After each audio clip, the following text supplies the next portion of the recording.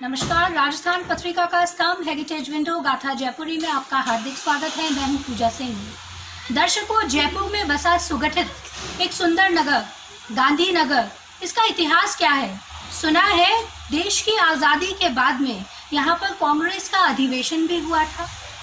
चलिए चर्चा करते हैं। हमारे साथ है राजस्थान पत्रिका के वरिष्ठ पत्रकार एवं इतिहास के गाथा श्री जितेंद्र सिंह जी शेखावत।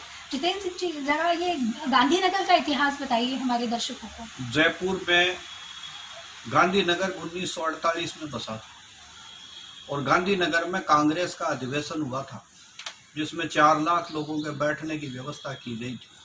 कई दिनों तक यहाँ पर बुलडोजर चले थे। ये एक झालाना का भाग था, ये जहाँ पर बहुत सारे पेड़ उगे थे और जंगली जानवर थे और नाले आदि थे।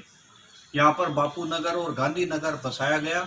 ये जो बापू नगर में गांधी और शांति प्रतिष्ठान केंद्र है, यहाँ पर विनोबा भावे रुके थे और विनोबा भावे कई दिन तक रुके थे। और उस समय कांग्रेस के अध्यक्ष थे सीता पटैया, जो थे जवाहरलाल नेहरू भी उसमें आए थे और देश के ख्यातिनाम नेता उस अधिवेशन में भाग लेने के लिए आए थे। आज ये गांधीनगर अच्छी कॉलोनियों में शुमार है। गांधीनगर और बापू नगर में रहना बहुत ही खुशनुमा माना जाता है। कांग्रेस के अधिवेशन की याद में इसका निर्माण करवाया गया। अधिवेशन की ही देन है।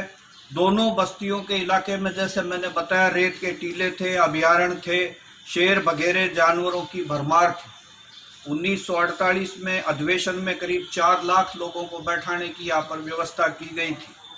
सैकड़ों बीघा भूमि को दिल्ली से आए बुलडोजरों ने समतल किया था।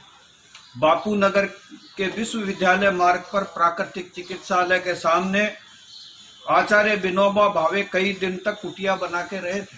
विनोबा भावे ने 2 अक्टूबर 1948 को एक समारोह में गांधीनगर का उस जमाने में उद्घाटन किया था और शिलान्यास किया था।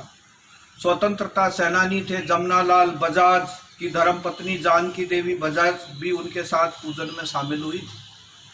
बड़ा रहस्यमय और इतना सुंदर वातावरण था उस समय कि शिलान्यास पट्टिका आज भी बापू नगर के विनोबा ज्ञान मंदिर में वो उस जमाने की मौजूद है।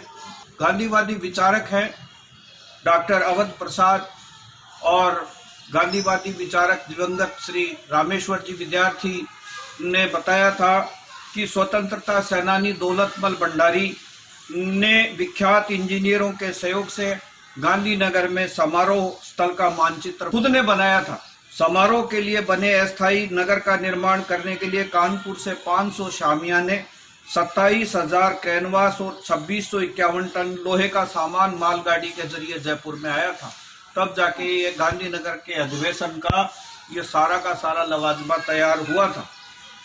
1808 डिब्बों में, मालगाड़ी के 1808 डिब्बों में ये सारा का सारा माल जो सामियाना बनाने के लिए और नगर बनाने के लिए कांग्रेस अधिवेशन के लिए था, इतनी गाड़ियों में यहाँ पर आया था। 2 दर्जन स्पेशल ट्रेनें चलाई गई। 3000 श्रमिकों ने अस्थायी नगर बसाने के लिए कई महीनों तक यहाँ पर काम किया था।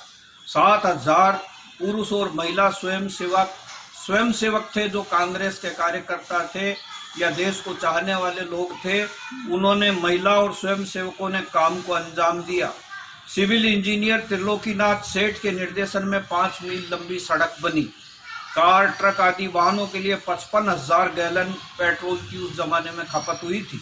कांग्रेस के बड़े नेताओं के लिए 500, प्रतिनिधियों के लिए 4000 और कार्यकर्ताओं के लिए 12,000 अस्थायी आवासों का निर्माण किया गया। बीमारों का उपचार करने के लिए 80 बिस्तरों का एक अस्पताल भी वहाँ पर अस्थायी अस्पताल बना गया, जिसमें doctor S.C. Mehta, doctor N. Aquino, doctor S.N. Kansal, वैद्य जयराम दास व मंगल दास आदि ने अपनी सेवाएं दी थी। बिजली की रोशनी का जिम्मा वरिष्ठ अभियंता पद्मनाभन के साथ पास में था।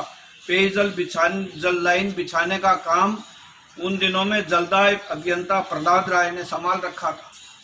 प्रधानमंत्री जवाहरलाल नेहरू, राष्ट्रपति डॉक्टर राजेंद्र प्रसाद, गृह मंत्री सरदार वल्लभ भाई पटेल, कांग्रेस अध्यक्ष पट्टाभी सीतारमैया सहित देश के सैकड़ों दिग्गज नेताओं ने इस सम्मेलन में भाग लिया था। स्वागत समिति में सर्वोदय नेता गोकुल भाई भट्ट, प्रथम मुख्यमंत्री हीरालाल शास्त्री जी आदि लोग थे। गांधीनगर में अलग से डाकतार घर खोला गया।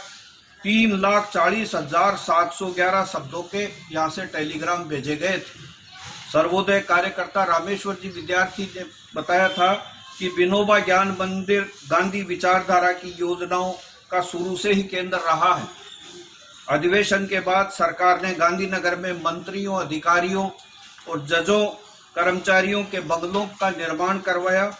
1970 में मोहनलाल सुखाड़िया जी ने बाल दिवस पर गांधीनगर में नेहरू बालोद्यान का उद्घाटन किया था।